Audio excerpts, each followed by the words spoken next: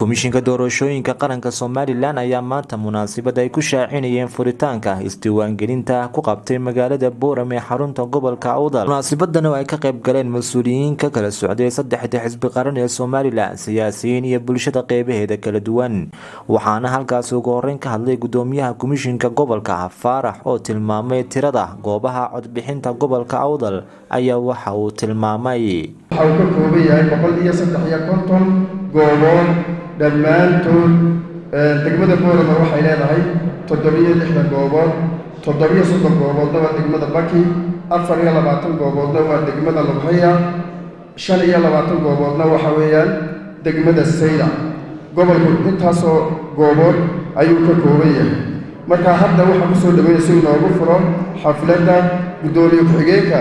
guddiga doorashooyinka qaranka Mustafa Maxamed Daahir Dhawe. marka koobaad waxa ay daaran tahay in inagoo wada jira qaybaha kala duwan ee bulshada inaynu si wada jir ah u muujinno isla markaana u dareensiino bulshada reer Somaliland gaar ahaan bulshada reer Awdal muhiimadda ay leedahay diiwaangelinta doorashooyinka muhiimadda ay leedahay in qof walba oo reer Awdal ah inuu fursad u helo isla markaana chance loo siiyo inuu isdiiwaangeliyo haddii ugu fiicnay ee ugu tayada fiicnay ee kombiyuutarada basay dadweynaha la hadlaya hadhow bay dhulantaa oo ma dhex joogin tidhaa waxaad ina tidhaahdiin waa tira badannahay oo malaayiinba nooshiinahan dhownahay la kaalay dadkii in hawshan ay bilaamatay 2016 aad iyo aad baan aniga qolada commissionku aad uga shaqaynaa hawsha waxaan ka qayb qaadan doonaa hawshayada si kasta oo ay ku suuro gasho si salmiyo oo nabadgelyo ah in la isku diiwaangeliyo. Mas'uuliyiinta maamulka gobolka Awdal iyo kan degmada oo dhankooda hadlay ayaa bulshada ugu baaqay inay qaataan kaarka codbixinta isla markaana ay isdiiwaangeliyaan. mar labaad iyo mar saddexaadba ku boorinaya dadweynaha gobolka Awdal gaar ahaan degmada Boorame in ay dadku si fiican uga qayb qaataan isdiiwaangelinta oo ah waxaan baritoodii ugu soo noqon doonin haddii la hadmo hadiyo gooral waxay ku celcelinayaan oo ligar buuqaynay bariyo dhaweyto meel bayna cunaysa saabi qayb sameeyaa waxa lagu qaybsadaa waa tiro waxay ku xiran tahay sidii hawsheena u galo reerooda waxa leeyahay marka dadkeena badlayso keenay waxaad moodaa inta gaan qaadnay inay naga badan tahay maadaama ay tirada sheeganayno yeynaanu kala hadhine ilaa yixla kala kulmaayeen gabadhii waxaa halkaasi ka hadlay mas'uuliyiinta saddexda xisbi qaran ee Somaliland ayaa bulshada ugu baaqay inay qaataan kaarka codbixinta isla markaana isdiiwaangeliyaan. maanta aynu joogno wuxuu muhiim u yahay marka in qofku fursadaas uu ka faa'iideysto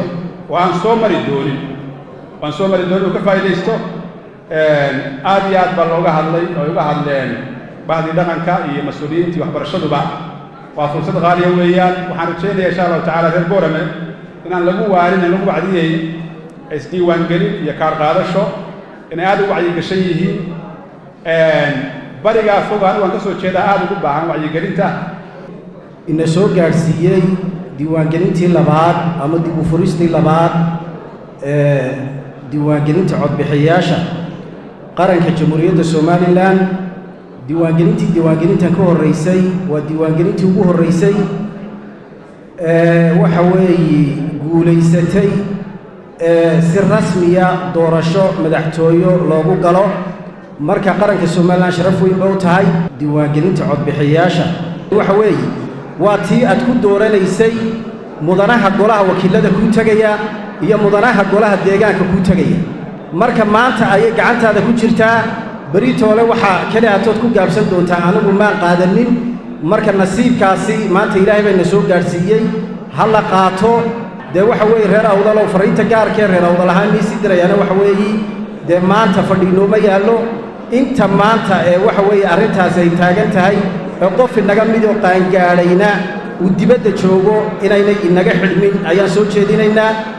55 qofka gaaray unbaa isdiiwaangelinaya maalinta diiwaangelinta hadduu ka yagay isla diiwaangelinayo tan waxa weeye qofka isdiiwaangelinaya waa qofka 15 jir ah ayaa isdiiwaangelinaya tan labaadna waxa weeye qofkii hore ee aan isdiiwaangelin baa nasiib yeeshay inuu isaguna isdiiwaangeliyo qaato ka kalena waxa weeye qofkii dabal sameeyey waxa weeye komishanku wuxuu ku shaqaynayaa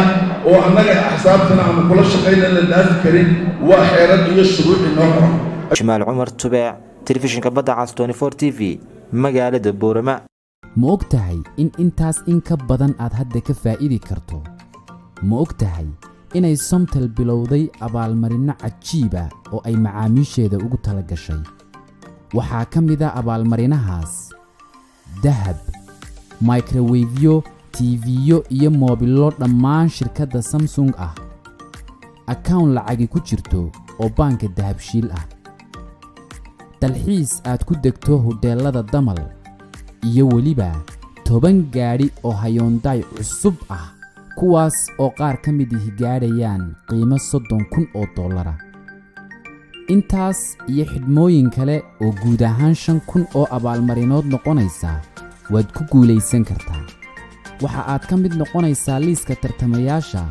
haddii aad ku shubato ku hadal ama aad ku shubato internet ama aad tahay qof ka ganacsada ku shubashada ama aad tahay qof u adeegsada dahab qaab shakhsi ah iyo qaab ganacsi ah ka qaybgal macmiil oo ka mid noqo guuleystayaasha si aad u hesho xog intan ka badan fadlan garaac 333 ama 111 hadal oo ku hadal bishii oo dhan $7 oo keliya ku darso fariin kasta oo aad dirtaana waa kuu bilaash isticmaal shabakadda ugu ballaaran geyga Somaliland haddaba si aad ugu shubato adeega kaafiye fadlan garaac xidig 8 eber 8 afargees ama xidig 2 eber 2 afargees tayo waa Telesom